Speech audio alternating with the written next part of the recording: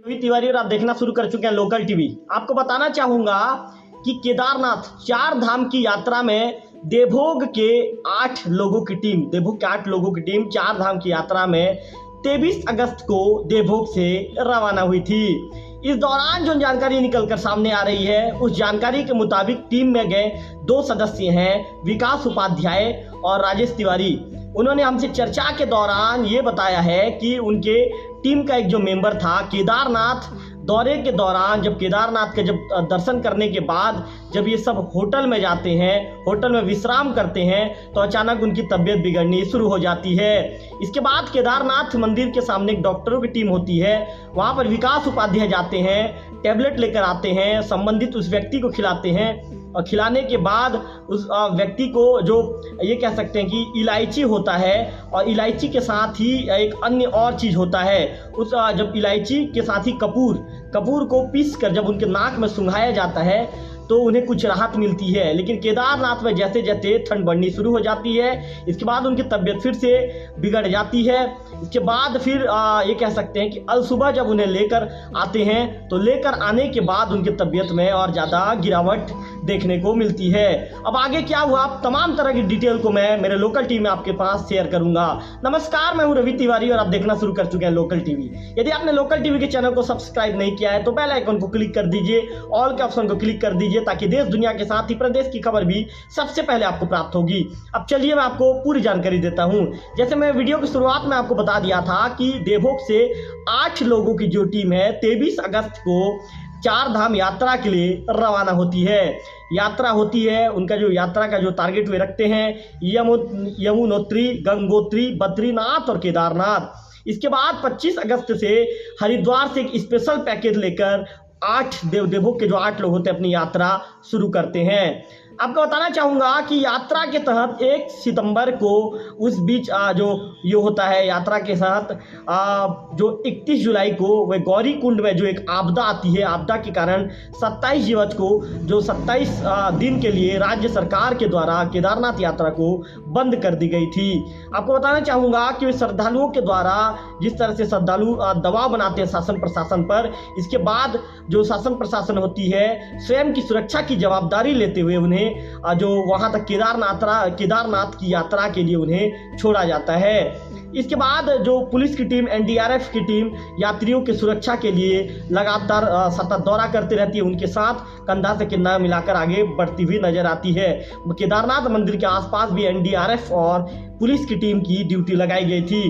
ताकि जो केदारनाथ में जो यात्री गए हैं उन्हें सुरक्षित वहां पर लाया जा सके। आपको बताना चाहूँगा कि इसके बाद जो टीम होती है, जो देवभोग की टीम होती है, देवभोग की जो टीम होती है, मैं आपको बताना चाहूँगा, डिटेल आपको बता दूँ कि जो देवभोग से जो गई टीम है 8 लोगों की जो टीम है 31 अगस्त की रात को गौरी कुंड पहुँचती है। गौरी कुंड में इनका रात्रि विश्राम होता है। इसके बाद 1 सितंबर की सुबह सरकार के सुरक्षा मानकों को अपने स्तर पर ही पूरा करते हैं और इसके बाद केदारनाथ की यात्रा के लिए निकल जाते हैं। इस दौरान 5 बजे शाम को ये केदारनाथ पहुंचते हैं। मैं आपको बताना चाहूँगा कि सवेरे सुबह निकलते हैं 7 बजे और 5 बजे लगभग 22 किलोमीटर की दूरी, पहाड़ों की दूरी है, पूरे पहाड़ को पार करते हुए, पहाड़ों पर जो रास्ते बने उस रास्ते को पार करते हुए ये केदारनाथ पहुंचते हैं। इसके बाद केदारनाथ पहुंचने के बाद सभी होटल में आराम करने के लिए चले जाते हैं। दर्शन करते हैं पहले, दर्शन के बाद सभी होटल में आराम करने के लिए चले जाते हैं।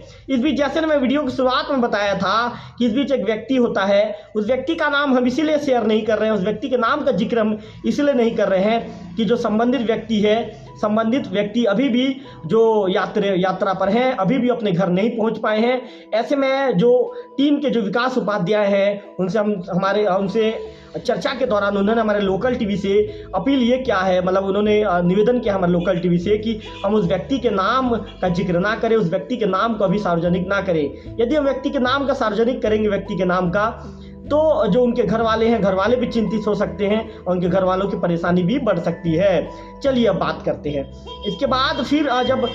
अचानक जब देर रात होती है, जब ये सब होटल में जाते हैं, तो इस बीच सब होटल जब में आराम कर रहे होते हैं तो व्यक्ति की तबीयत जो है अचानक रात को 7:30 बजे के समय होता है, उनका ऑक्सीजन लेवल 76 से 78 के बीच आ जाते हैं और 3 डिग्री ठंड की वजह से उनके हाथ पैर में अकड़न शुरू हो जाती है।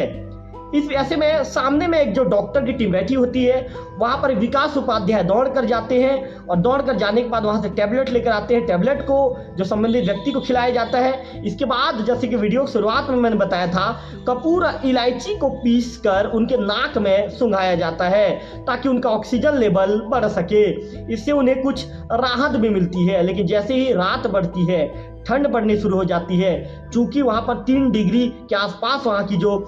ठंड रहती है, 3 डिग्री के आसपास उसका वहां का ठंडकता पहुंच जाती है। ऐसे में जब ठंड बढ़ती है तो उनका स्वास्थ्य और खराब होता चला जाता है।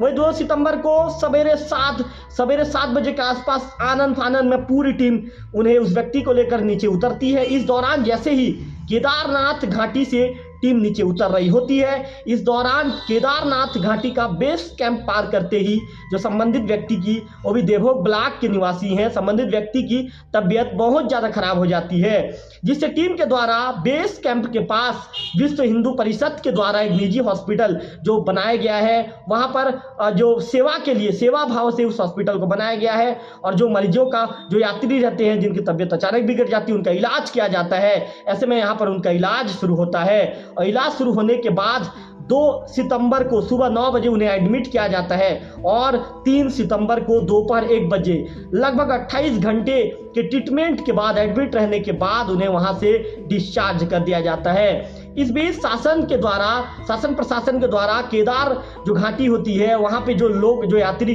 फंसे हुए होते हैं, मंदिर के आसपास जो फंसे हुए होते हैं, क्योंकि जो केदारनाथ यात्रा को 1 सितंबर की शाम को वहाँ पे ये कह सकते हैं कि जो तेज बारिश के चलते वहाँ पर यात्रा को बंद कर दी जाती है। ऐसे में जो श्रद्धालु होते हैं, जो श्रद्धालु फंसे हुए होते हैं, उन्हें 1 सितंबर जो उन्हें लाने के लिए एनडीआरएफ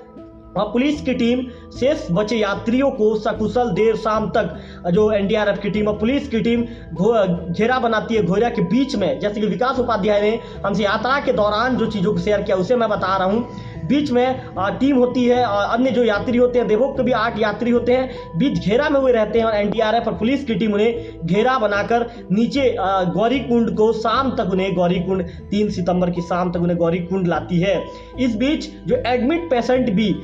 ये कह सकते हैं कि एडमिट पेशेंट भी पूरी तरह से स्वस्थ हो जाते हैं और स्वस्थ होने के बाद 22 किलोमीटर की दूरी वे भी तय कर नीचे उतरते हैं। विकास उपाध्याय चूंकि देवभोग के जो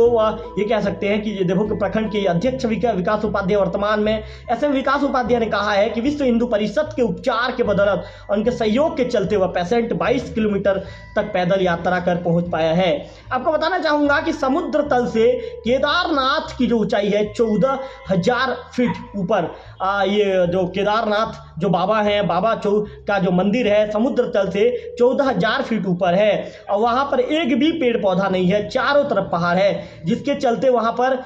जो ठंड है, ठंड काफ़ी रहती है और लगभग 3 डिग्री के आसपास वहाँ पे जो ठंडकता थी। ऐसे में फिर उनकी तबीयत जब बिगड़ती है जो संबंधित व्यक्ति की, तो उन्हें तत्काल जब इलाज मिलता है तो बिल्कुल पूरी तरह से स्वस्थ हो जाते हैं।